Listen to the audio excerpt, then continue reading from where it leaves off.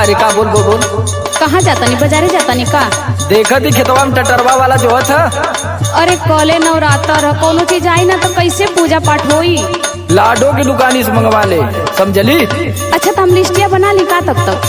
अरे तेतना लंबा लिस्ट मत बना दिए कि दूर दिस्ट हो जाए।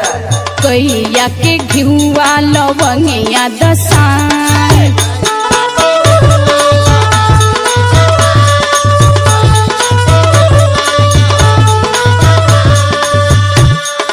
धूप दिया नरियल से नूरवा अपान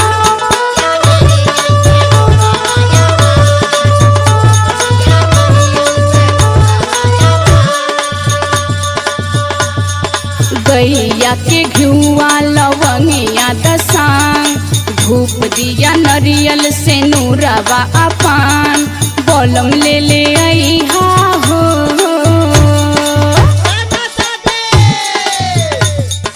बोलम ले ले आई हा हो चुनरिया बाजार से।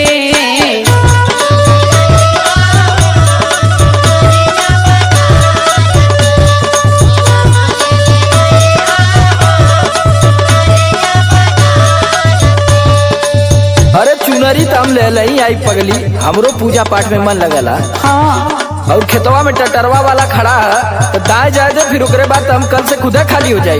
अरे तो बे नहीं ना बा पूजा पाठ करे के दिन। सुन सुना बा कटल बाड़े खेतवा में गेहुआ के बाल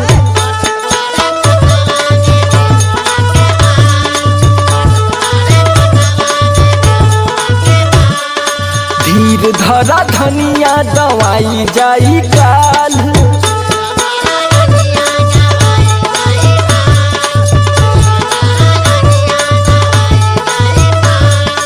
कटल बाड़े